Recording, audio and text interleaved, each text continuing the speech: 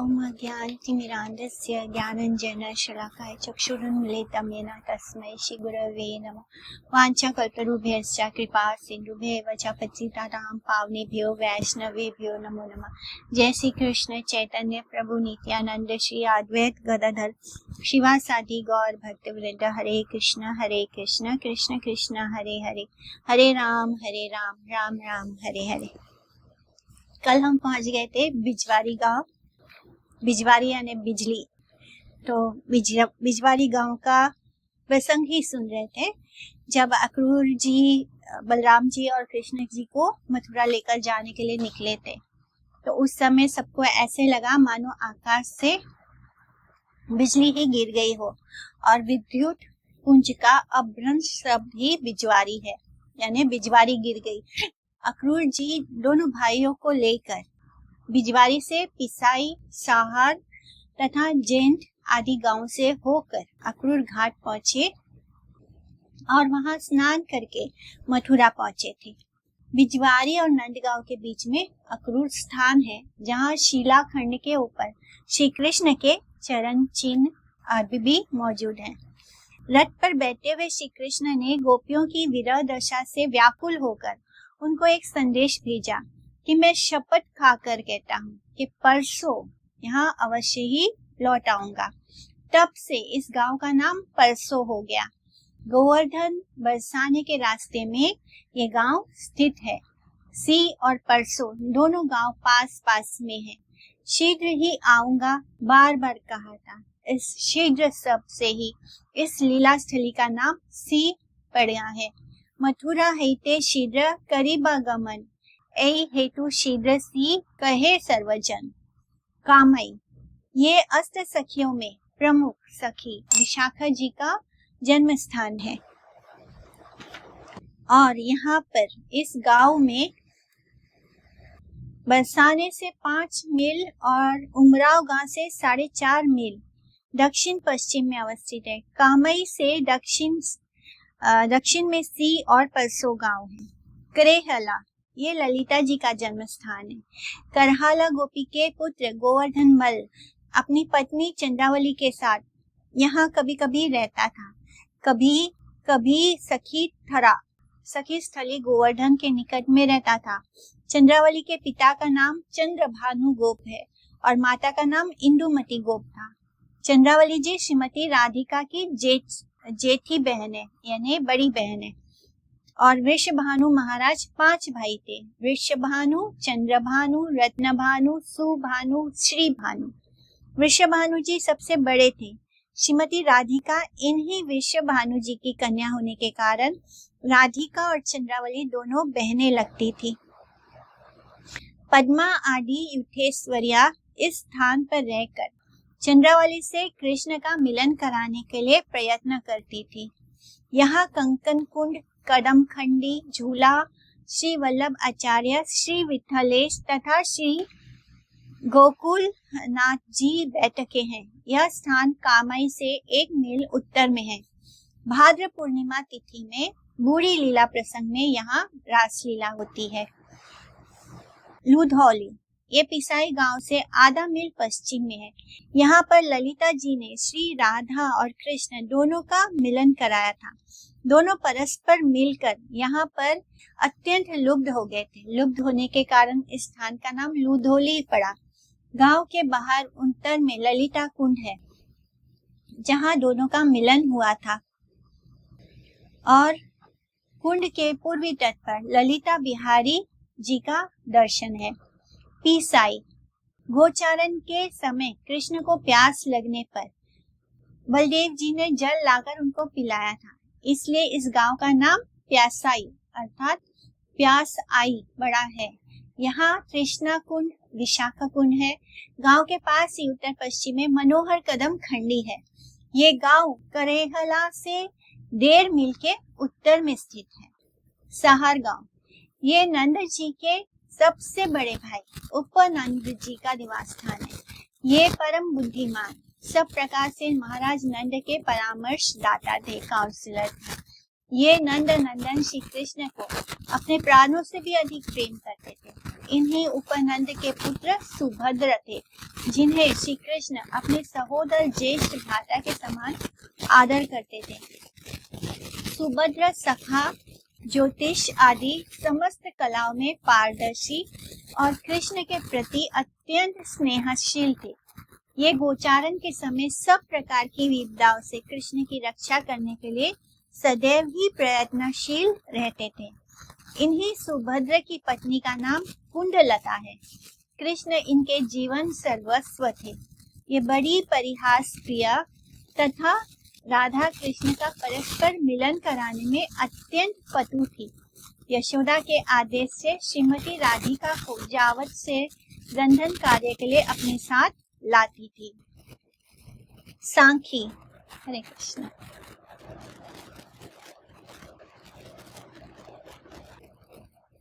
सांखी गांव, ये लीला स्थान नरी से 1 मील के पश्चिम तथा सहार से 2 मील के उत्तर में।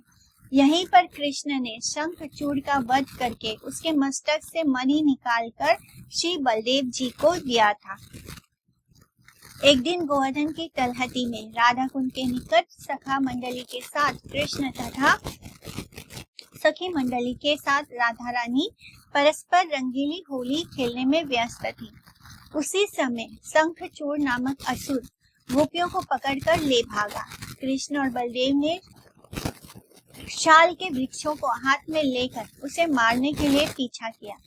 इन दोनों को प्रचंड वेग से आते हुए देखकर वह गोपियों को छोड़कर अकेले ही बड़े वेग से भागा, किंतु कृष्ण ने दाव भैया को गोपियों की रक्षा के लिए वहां रखकर अकेले ही उसका पीछा किया तथा यहाँ आने पर शंखचूड़ का वध करके उसके मस्तक से मणि निकाली। उन्होंने वो मणि बलदेव जी को दे दी। बलदेव जी ने उस मणि को धनिष्ठा के हाथ के माध्यम से श्रीमती राधिका के पास भिजवा दिया। यानी वो कृष्ण नंद बाबा के घर में जो एक दासी है धनिष्ठा, उसके हाथों से राधा रानी के पास भिजवा दिया। श्रीमती राधा रानी ने उसे बड़े आदर के साथ ग्रहण किया और इसके पास ही राम कुंड है, जिसको राम तला भी कहते हैं। यहाँ पर राम का मतलब है बलराम भैया। छत्रवन, छाता, मथुरा दिल्ली राजमार्ग मथुरा से लगभग 20 मील के उत्तर पश्चिम तथा पाए गांव से 4 मील दक्षिण पश्चिम में अवस्थित है। छत्रवन वर्तमान नाम छाता है। गांव के उत्तर पूर्व कोने में सूर्य कुंड, दक्षिण पश्चिम कोण में चंद्र कुंड स्थित है। चंद्र कुंड के तट पर दाऊ जी का मंदिर विराजमान है।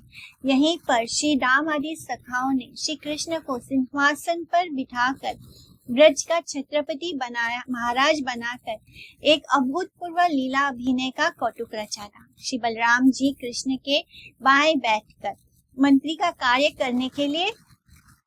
करने लगे और श्री राम ने श्री कृष्ण के सिर के ऊपर छत्र धारण किया। अर्जुन चामर ढुलाने लगे। मधुमंगल सामने बैठकर, ये अर्जुन दूसरा है, 5 पांडवों वाले अर्जुन नहीं है, ये अर्जुन कृष्ण के सखा है। तो अर्जुन जो है वो चामर ढुलाने लगा।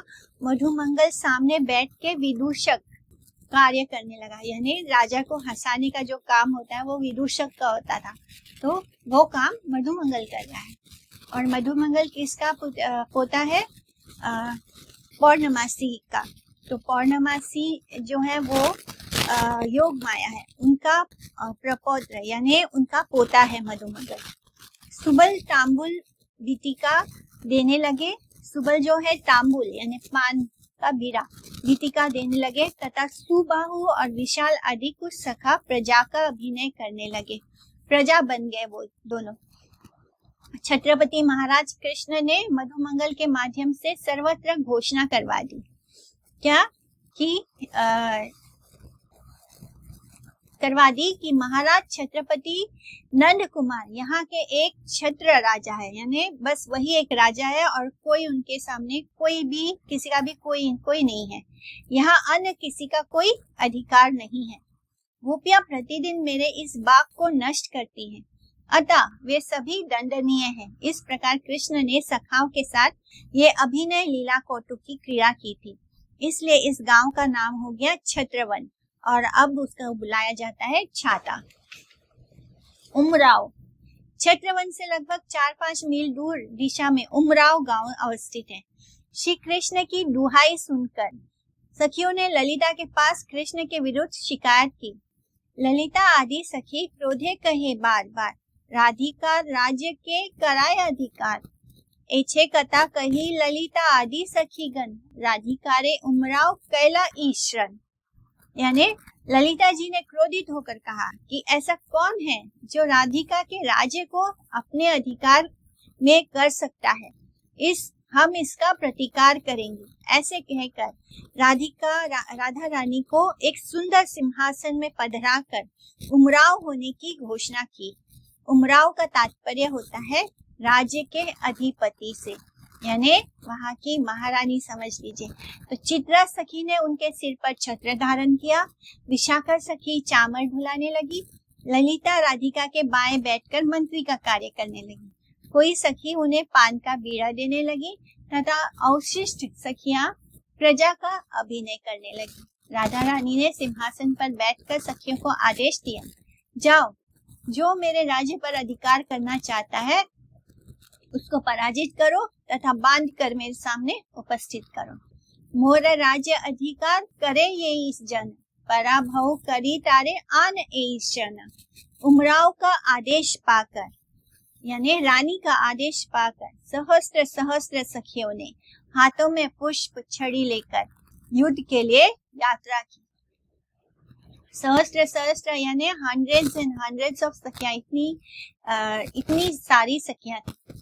अर्जुन, लवंग, भृंगु, कोकुल, सुबल और मधुमंगल उन्हें देखकर इधर उधर भागने लगे। वो सब उनको देखते ही डर गए, परंतु किसी चतुर सखी ने मधुमंगल को पकड़ लिया और उसको पुष्प का माला द्वारा बांधकर उमराव के चरणों में उपस्थित किया तथा कुछ गोपियां मधुमंगल को 2-4 गुलचे भी जड़कर बोली, हमारे उमराव के राज्य पर अधिकार करने का इतना साहस, अभी हम तुम्हें दंड देती हैं। मधुमंगल पराजित सेनापति की भांति सिर नीचे करके कहने लगा, ठीक है, हम पराजित हैं, किंतु दंड ऐसा दो कि हमारा पेट भरे। ऐसा सुनकर राधा रानी हंसकर बोली, यह कोई पेटू ब्राह्मण है, इसे मुक्त कर दो। सखियों ने उसे पेट भर लड्डू खिलाकर छोड़ दिया। मधुमंगल लौटकर छत्रपति महाराज कृष्ण को अपने बंध जाने का विवरण सुनाकर रोने का अभिनय करने लगा। ऐसे सुनकर कृष्ण ने मधुमंगल और सखाओं को लेकर उमराव के ऊपर आक्रमण कर दिया। जब श्रीमती राधिका ने अपने प्राण वल्लभ कृष्ण को देखा तब बड़ी लज्जित होकर अपने उमराव वेश को दूर करने के लिए चेष्टा करने लगी। सखियां हंसती हुई उन्हें ऐसा करने से रोकने लगी। जब उन्होंने कृष्ण को सामने देखा तो अभी तक तो वो महारानी की तरह, रानी की तरह बैठी थी, लेकिन जब कृष्ण को देखा तब उनको बहुत लज्जा होने लगी और वो जैसे उनके सिर पे मुकुट पहनाया तो वो सब उतारने की कोशिश करने लगी। तो सखियों ने उनको रोक दिया। इस तरह सखियां हंसती हुई उन्हें ऐसा करने से रोकने लगी। मधुमंगल ने छत्रपति बने हुए श्री कृष्ण को उमराव राधिका के दक्षिण में बैठा दिया। दोनों में संधि हुई तथा कृष्ण ने राधा रानी का अधिपत्य स्वीकार कर लिया। मधुमंगल ने श्रीमती राधिका के प्रति हाथ जोड़कर कहा, कृष्ण का अंग रूपी राज अब तुम्हारे अधिकार में है, अब जो चाहे इनसे भेंट ग्रहण कर सकती हो। सारी सखियां और सखा इस अभिनय क्रीड़ा विलास को देखकर बहुत आनंदित हुई। उमराव लीला के कारण इस गांव का नाम उमराव है। ये स्थान राधा स्थली के रूप में भी प्रसिद्ध है। तत्पश्चात पूर्णमासी जी ने यहाँ पर राधा रानी को ब्रजेश्वरी के रूप में अभिषिक्त किया। यहाँ किशोरी कुंड भी है। श्री लोकनाथ गोस्वामी यहीं पर भजन करते थे। किशोरी कुंड से श्री राधा विनोद विग्रह प्रकट हुए थे। लोकनाथ गोस्वामी श्रीला नरोत्तम दास ठाकुर के गुरुदेव हैं। ये श्री राधा विनोद जी के ही लोकनाथ गोस्वामी के आराध्य देव हैं। अब ये श्री विग्रह जयपुर में विराजमान है। धनसिंगा उमराव गांव के पास ही धनसिंगा गांव है। धनसिंगा कनिष्ठा सखी का गांव है। कनिष्ठा जी कृष्ण पक्षीय सखी हैं। ये सदैव ही यशोदा जी के घर में अलग अलग प्रकार के विविध प्रकार की सेवाओं में नियुक्त रहती है। विशेषतः ये दूती का कार्य करती है, यानी मैसेंजर का काम करती है और करती हुई कृष्ण से राधा रानी को मिलाती है। कोशी या कुशस्थली, मथुरा दिल्ली राजमार्ग मथुरा से लगभग 35 मील और छत्रवन से लगभग 10 मील की दूरी पर स्थित है। यहाँ कृष्ण ने नंद बाबा को कुशस्थली का द्वारका धाम का दर्शन कराया। जहाँ द्वारका धाम का दर्शन कराया था वहां पर गोमती कुंड है जो गांव के पश्चिम में विराजमान है। यहाँ किसी समय श्रीमती राधिका ने विशेष भंगी के द्वारा कृष्ण से पूछा था, कोसी तुम कौन हो? इसलिए इस स्थान का नाम हो गया कोसीवन। इसकी लीला कुछ इस प्रकार है कि किसी समय कृष्ण श्रीमती राधा रानी से मिलने के लिए बहुत उत्कंठित हुए। श्रीमती राधिका के भवन के कपाट को खटखटा रहे हैं, बाहर से दरवाजा खटखटाते हैं और वो मिलने के लिए बहुत ही आतुर है राधा रानी से। तो अंदर से राधा रानी समझ गई कि ये कृष्ण है। उनके खटखटा रहे हैं, जिस ढंग से दरवाजा जोर जोर से खटखटा रहे हैं, तो वो समझ गए कि ये तो कृष्ण ही है। तो वो अंदर से क्या कहती है, भीतर से कहती है श्रीमती राधा रानी, कोसी माने कौन है? श्री कृष्ण ने उत्तर दिया, मैं कृष्ण हूँ। राधा रानी ने कृष्ण का अर्थ निकाला, काला नाग, यानी कृष्ण का एक और मतलब होता है, वो होता है काला नाग। यदि तुम कृष्ण अर्थात काले नाग हो तो तुम्हारा यहाँ क्या आवश्यकता है? क्या मुझे दसना चाहते हो? तुम वन में जाओ, यहाँ तुम्हारी कोई आवश्यकता नहीं है। फिर कृष्ण बोलते हैं, नहीं प्रियतमे, मैं घनश्याम हूँ। राधिका बोलती है, घनश्याम का अर्थ उन्होंने काला बादल ग्रहण कर लिया। यदि तुम घनश्याम हो तो तुम्हारी यहाँ क्या आवश्यकता है? तुम्हारी यहाँ पर कोई आवश्यकता नहीं है। यहाँ बरस कर मेरे आंगन में कीचड़ मत करो, तुम वन में खेतों में जाकर बरसो। कृष्ण ने कहा, प्रियतमे, मैं चक्री हूँ। चक्री शब्द का अर्थ कुलाल अथवा मिट्टी के बर्तन बनाने वाला कुम्हार भी होता है। तो यहाँ चक्री की आवश्यकता नहीं है। राधा रानी ने कहा, मेरे घर में कोई विवाह उत्सव थोड़ी हो रहा है, जहाँ विवाह उत्सव इत्यादि होता है वहां तुम अपने मिट्टी के बर्तनों को लेकर जाओ। क्योंकि अभी फिर से हम मिट्टी के बर्तनों में जा रहे हैं। तो पहले क्या होता था, जहाँ विवाह वगैरह होता था, कोई फंक्शन होता था, तो मिट्टी के बर्तन वालों को बुलाया जाता था ताकि वो कुम्हार ढेर सारे मिट्टी के बर्तन उनसे खरीदे जाते थे, जो मेहमान आते थे उनको सर्व करने के लिए। फिर कृष्ण बोलते हैं, प्रियतमे, मैं तो मधुसूदन हूँ। तो राधा रानी मधुसूदन का दूसरा मतलब निकाल कर क्या बोलती है? दूसरा मतलब होता है बम्बल बी, भ्रमर, भौरा। यदि तुम मधुसूदन हो तो शीघ्र ही यहाँ से दूर कहीं पुष्पोद्यान में पुष्पों के ऊपर बैठकर उनका रस पियो। यहाँ पर कोई पुष्प का उद्यान नहीं है, यहाँ से जाओ। कृष्ण कहते हैं, अरे मैं तुम्हारा प्रियतम हरि हूँ। तो राधा रानी हंसते हुए कहती है, हरि? हरि का मतलब उन्होंने बोला बंदर या शेर।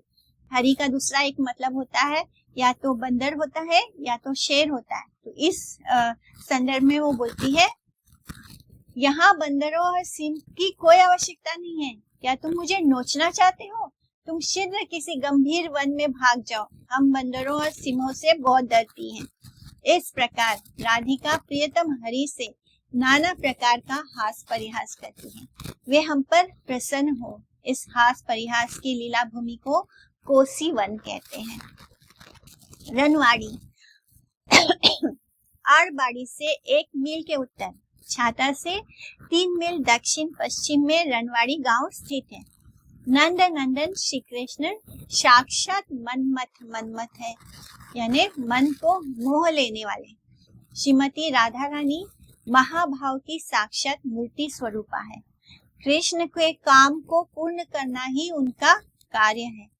एक दूसरे को आनंदित करने के लिए ये दोनों विविध प्रकार की केली द्वारा स्मर युद्ध में संलग्न रहते हैं। रनवाड़ी का तात्पर्य स्मर विलास या विविध प्रकार के क्रीड़ा विलास का स्थान है। इसका प्रसंग है, आज से लगभग 150 वर्ष पूर्व यहाँ पर कृष्णदास नामक बंगाली बाबा भजन करते थे। एक समय इनके मन में भारत के तीर्थों का दर्शन करने की उत्कट अभिलाषा हुई। संयोगवश यहाँ के कोई ब्राह्मण द्वारका जा रहे थे। उन्होंने कृष्णदास बाबा से अपने साथ चलने के लिए आग्रह किया। इनके मन में पहले से ही कुछ ऐसी लालसा थी कि वो जाकर सारे तीर्थों का भ्रमण करें। अतः जब किसी ने बोला कि वो द्वारका जा रहे हैं, तो ये भी द्वारका जाने के लिए प्रस्तुत हो गए। दोनों बहुत से तीर्थों का दर्शन करते हुए अंत में द्वारका पहुंचते हैं। द्वारका में प्रवेश करने के लिए तप्त मुद्रा, तपाए हुए चक्र को, चिन्ह को धारण करना पड़ता है। यानी तप्त मुद्रा होता है कि एक हाथ पर सुदर्शन चक्र का माने अग्नि में मेटल होता है, मेटल के ऊपर चक्र बना होता है और शंख बना होता है। तो वो क्या करते हैं, उसको थोड़ा सा गर्म करके आपके हाथ पर ऐसे दबा देते हैं, जिससे कि हाथों पर वो निशान बन जाता है। गरम गरम दबाते हैं तो एक हाथ पर, इसको बोलते हैं तप्त मुद्रा। तो उन्होंने क्या किया, उस धाम में प्रवेश करने के लिए तप्त मुद्रा की आवश्यकता होती है, यानी वो करना ही पड़ता है। तो वो द्वारका पहुंचकर उन्होंने भी एक हाथ पर चक्र और एक हाथ पर शंख का निशान धारण कर लिया। कृष्णदास बाबा जी ने भी तप्त मुद्रा धारण कर लिया। फिर अन्य तीर्थों का भ्रमण करते हुए रनबाड़ी में लौटे। किंतु बड़े आश्चर्य की बात है, अब उनका मन भजन में आविष्ट नहीं हो रहा था। चेष्टा करने पर भी अष्टकालीय लीलाओं का स्मरण नहीं हो पाता। अष्टकालीय लीला क्या है, यानी 8 पहर श्री कृष्ण और राधा रानी की मानसिक सेवा में लीन रहना। जो सिद्ध मतलब साधु होते हैं, जो बहुत हाई लेवल डिवोटीज होते हैं, वो अपने ध्यान में यानी मानसिक रूप से 8 पहर पूरा दिन रात वो क्या करते हैं, राधा रानी और कृष्ण की सेवा में नित्य, इसको बोलते हैं नित्य लीला में रहना। यानी वो मन से हर समय सेवा में रहते हैं मानसिक रूप से। इसलिए मानसिक रूप से जो भी हम करते हैं उसका बहुत महत्व होता है। तो इस तरह अब जब वो लौट कर आए हैं वापस वृंदावन में, रनवाड़ी में, तो अब उनका मन नहीं लग रहा। उनका अष्ट सेवा, जो अष्टकालीय सेवा वो करते थे राधा कृष्ण की, उसका अब उनको स्मरण ही नहीं हो रहा है। वो मतलब उस ध्यान में जा ही नहीं पा रहे हैं जहाँ पर वो मानसिक रूप से राधा रानी और कृष्ण की 8 पहर सेवा करते थे। और वो बहुत व्याकुल हो गए। बहुत चेष्टा करने पर भी उनको लीलाओं का स्मरण नहीं हो रहा, वो लीला में प्रवेश नहीं कर पा रहे। यानी ऐसा बहुत कम लोगों के साथ होता है जो राधा रानी और कृष्ण के जो लीला है उसमें प्रवेश कर पाए। और जब वो उनका प्रवेश था, लेकिन अब जब वो द्वारका से होकर वापस लौटे हैं तो वो उस मानसिक जो सेवा है उसमें प्रवेश नहीं कर पा रहे हैं। वे राधा कुंड पर स्थित अपने मित्र सिद्ध कृष्णदास बाबा जी के पास इसका कारण जानने के लिए गए, किंतु सिद्ध बाबा जी ने उनको देखकर अपना मुंह फेर लिया और बोले, आप श्रीमती राधिका की कृपा से वंचित हो गए हैं। आपने उनका एकांतिक अनुगत्य छोड़कर द्वारका की तप्त मुद्रा धारण की है। इसका तात्पर्य यह है कि आपने श्री रुक्मणी, सत्यभामा और द्वारका की महिषियों यानी जितनी भी रानियां हैं कृष्ण की, उनका अनुगत्य स्वीकार कर लिया है। अतः इस शरीर में श्रीमती राधिका की कृपा अब आपके लिए असंभव है। यानी अब आप राधा रानी की नित्य लीला में नहीं प्रवेश कर पाएंगे, माने आपको राधा रानी की कृपा नहीं प्राप्त होगी। अब इस शरीर में आपको राधा रानी की कृपा नहीं प्राप्त होगी। इस तरह अन्यथा श्रीमती राधिका की कृपा मुझे भी वंचित होना होगा, ये सोचकर वे हताश होकर रनबाड़ी लौट आए। अपने भजन कुटी का कपाट बंद कर लिया, अन्न और जल का त्याग कर दिया। विरह अग्नि से इनके शरीर में दाह उत्पन्न हुआ, भीतर की अग्नि फूट पड़ी तथा 3 दिनों में उनका पार्थिव देह भस्मीभूत हो गया, यानी भस्म हो गया। राधा रानी के विरह में वो ऐसे कातर हुए, इतने दुखी हो गए कि अब राधा रानी उन पर कभी कृपा नहीं करेगी। ये जानकर उनके अंदर तीव्र विरह अग्नि प्रज्वलित हो गई। भीतर की अग्नि से वो उनका देह भस्म हो गया। गांव के लोगों ने 3 दिनों के बाद भजन कुटी का कपाट तोड़ दिया। यानी 3 दिन तक उन्होंने देखा कि उस कमरे से बाबा जी बाहर ही नहीं आए, तो गांव के लोगों को संदेह हुआ और उन्होंने उस दरवाजे को तोड़ा। उन्होंने बाबा जी को नहीं बल्कि उनकी भस्म को ही देखा। सभी लोग ठगे से रह गए। तब से प्रतिवर्ष पौष मास की अमावस्या के दिन यहाँ के ब्रजवासी इनका तिरोभाव उत्सव बड़े ही उल्लास के साथ मनाते हैं। नरी सेमरी, इसका शुद्ध एवं पूर्व नाम किन्नरी श्यामरी है। छाता से 4 मील दक्षिण पूर्व में सेमरी गांव स्थित है। सेमरी के पास ही दक्षिण दिशा में 1 मील दूर नरी गांव है। सेमरी गांव में युद्धेश्वरी श्यामला सखी का निवास था। इसका प्रसंग, किसी समय माननीय राशि राधिका मान भंग नहीं हो रहा था। ललिता आदि विशाखा सखी ने बहुत चेष्टा की, बहुत कोशिश की, किंतु राधा रानी का मान है, जितना वो उनको मनाने की कोशिश करते उतना ही ज्यादा उनका मान बढ़ता चला जा रहा था। अंत में सखियों के परामर्श से श्री कृष्ण श्यामरी सखी बनकर वीणा बजाते हुए यहाँ पहुंचे।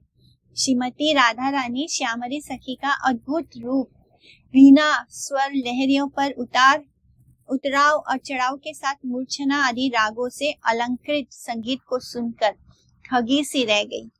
उन्होंने ऐसा संगीत पहले कभी नहीं सुना था। उन्होंने पूछा, सखी तुम्हारा नाम क्या है, तुम्हारा निवास स्थान कहाँ है?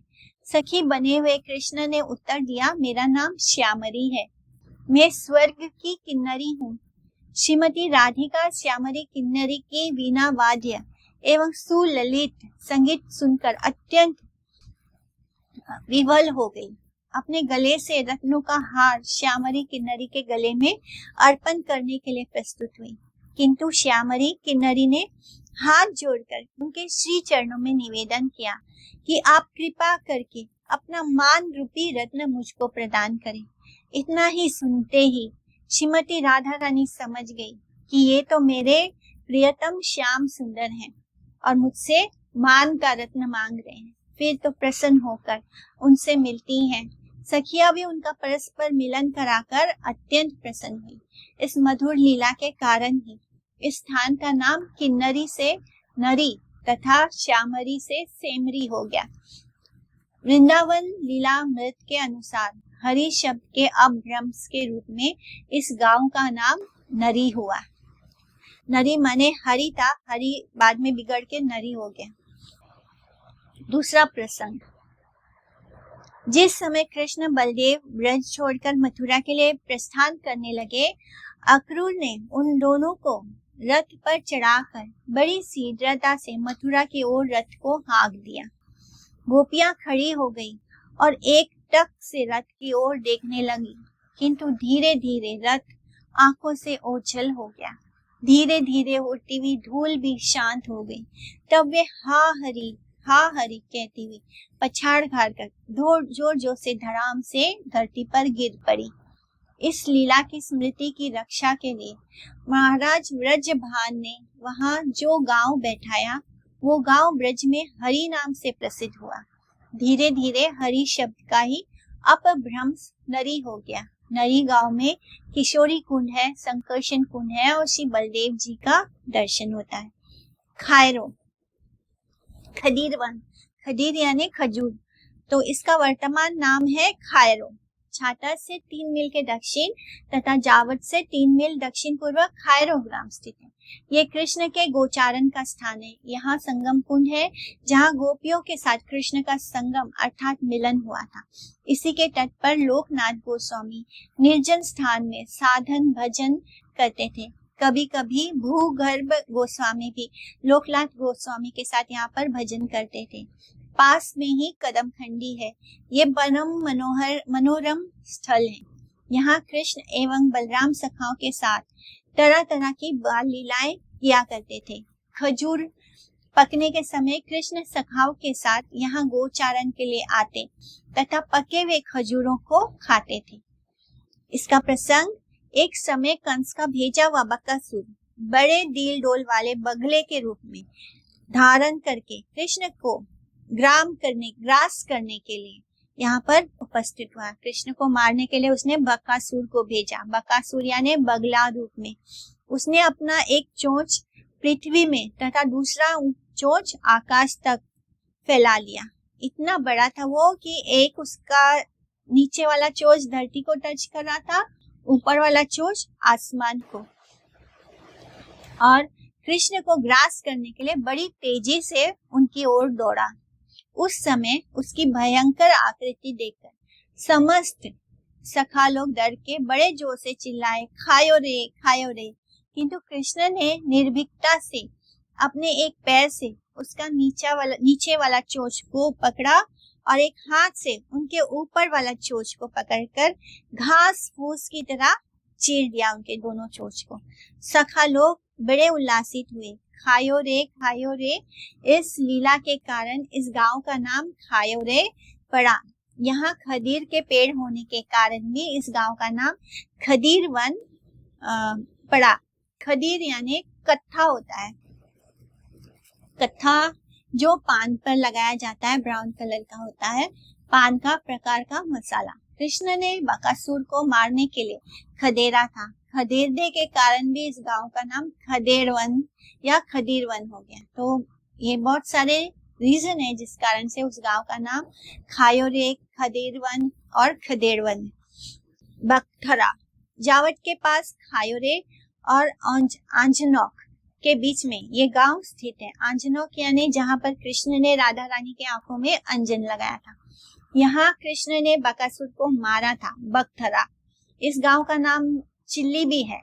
बकासुर की चोंच को पकड़ के कृष्ण ने बीच से चीर दिया था, इसलिए इस गांव का नाम चिल्ली भी है। न्योछाक, यहाँ गोचारण के समय सखाओं के साथ कृष्ण दोपहर में भोजन करते थे। माँ यशोदा कृष्ण बलदेव के लिए और अन्य माताएं अपने अपने पुत्रों के लिए दोपहर का कलेवा भेजती थी। और कलेवा होता है जो बचा हुआ भोजन होता है। सुबह बनाया है तो जो बच जाए तो उसको कलेवा बोलते हैं, या तो रात को बनाया है तो सुबह जब खाते हैं तो वो एक तरह से वो ब्रेकफास्ट जैसा होता है, तो वो भेजती थी। तथा कृष्ण बलराम खिड़ा कौतुक हास परिहास पूर्वक उन्हें पाते थे। छाक शब्द का अर्थ कलेवा या भोजन सामग्री से है। नेओ छाक का तात्पर्य है छाक लो। भांडागोर रनमाड़ी से 2 मील उत्तर पश्चिम में स्थान स्थित है। इसका करंट नेम है भादावली। यहाँ पर श्री नंद महाराज का भंडार गृह था। ये गोचारण का भी स्थान है। खापुर भादावली से 1 मील दक्षिण में ये स्थान स्थित है। रनबाड़ी में फाग होली खेलने के लिए के पश्चात सखियों के साथ राधा कृष्ण विविध प्रकार के खाद्य पदार्थों को खाते थे, इसलिए इस जगह का नाम है खापुर। बैठान और बैठन कोकिला वन से 2.5 मील उत्तर में बड़ी बैठन गांव स्थित है। इससे आधा मील उत्तर में छोटी बैठन है। दोनों ग्राम पास पास में है। यहाँ नंद महाराज, उपानंद आदि सभी वृद्ध गोप एक साथ बैठकर कृष्ण और बलराम के हित के लिए, उनकी भलाई के लिए विविध प्रकार के परामर्श करते थे, क्योंकि हर दूसरे दिन कोई ना कोई असुर आता था कृष्ण को मारने के लिए। तो वो सब बहुत चिंतित होते थे कृष्ण और बलराम की रक्षा करने के लिए। तो आपस में बैठकर वो परामर्श करते थे। परामर्श वाले स्थान को बैठक भी कहते हैं। कभी कभी श्री सनातन गोस्वामी लीला स्मृति के लिए कुछ दिन यहाँ रहकर भजन करते थे। ब्रजवासी उनके प्रीति युक्त व्यवहार से मुग्ध होकर बड़े आग्रह से उन्हें कुछ दिन और वहां रहने के लिए अनुरोध करने लगते। श्री सनातन गोस्वामी उनके आग्रह से कुछ दिन और ठहर जाते और बड़ी बैठन के दक्षिण पूर्व में कृष्ण कुंड है, जो कृष्ण को अत्यंत प्रिय है। कृष्ण सखाओं के साथ इसमें स्नान करते थे, जल क्रीड़ा करते थे। छोटी बैठक में कुंटल कुंड है। यहाँ पर सखा लोग कृष्ण का श्रृंगार करते थे बड़ी बैठन में दाऊ जी का मंदिर है और छोटी में साक्षी गोपाल जी का मंदिर है। बड़ोखोर पूर्व नाम बड़ोखोर है। यहाँ बैठन ग्राम के पश्चिम में यहाँ राधा कृष्ण दोनों ने कुंज का द्वार रुद्ध करके क्रीड़ा विलास किया था। यहाँ चरण गंगा चरण पहाड़ी है। गांव का वर्तमान नाम है बेंडोखोर। पहले उसका रियल नेम था बड़ोखोर, अब हो गया बेंडोखर।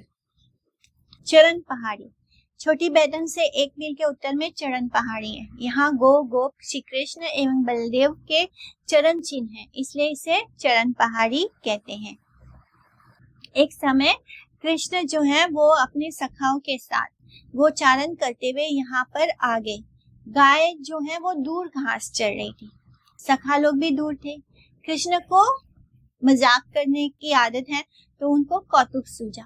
उन्होंने चरण पहाड़ी के ऊपर एक वृक्ष के नीचे अपना त्रिभंगा रूप में वो खड़े हो गए और अपनी वंशी का राग छेड़ दिया। वंशी की ध्वनि को सुनकर पर्वत तक पिघल गया। ग्वाल बाल गौओं की तो बात ही क्या, हिरन हिरनिया पशु पक्षी भी आकृष्ट होकर अट्रैक्ट होकर कृष्ण की ओर भागे। इसलिए यहाँ गोप गोपी हिरन ऊंट आदि के भी चरण चिन्ह अंकित हो गए। ये सब चरण चिन्ह एक और केवल आते समय के ही हैं, जाते समय के नहीं हैं, क्योंकि कृष्ण की वंशी ध्वनि बंद होने पर पत्थर पहले की जैसे सख्त हो गए, अपनी पूर्व स्थिति में आ गए। जैसे वो बिल्कुल मोम की तरह पिघल गए थे और कृष्ण ने जैसे ही बंसी ध्वनि बंद की वो वापस से अपने नॉर्मल कंडीशन में आ गए। इस तरह उनके वापस लौटने के किसी के निशान नहीं मिलते। कृष्ण की वंशी ध्वनि के प्रभाव का स्मरण चिन्ह आज भी यहाँ अंकित है। पास ही चरण गंगा है जहाँ पर कृष्ण ने अपने चरण हुए हैं। श्री कृष्ण पाद पद्म चिन्ह हे रहीला, ए हेतु चरण पहाड़ी नाम हैला।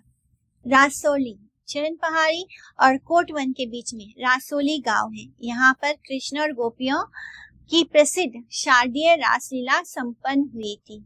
रासलीला हुई थी इसलिए इसका नाम रासोली है। कामर यहाँ श्री कृष्ण काम में व्याकुल होकर यानी प्रेम में व्याकुल होकर श्रीमती राधिका के आगमन पथ को निहार रहे थे। काम में व्यस्त होने के कारण इस स्थान का नाम हो गया कामर। इसमें गोपी कुंड है, गोपी जल विहार है, हरि कुंड है, मोहन कुंड है, मोहन जी का मंदिर है, दुर्वासा जी का मंदिर है। इसका प्रसंग, एक समय कृष्ण राधा रानी के से मिलने के लिए बहुत ही आतुर हो गए और वे श्रीमती राधिका के आगमन यानी जिस रास्ते से राधा रानी आने वाली थी एकटक होकर उस मार्ग को निहारते रहे और व्याकुल होकर बार बार उसी रास्ते पर इंतजार कर रहे हैं कि अब राधा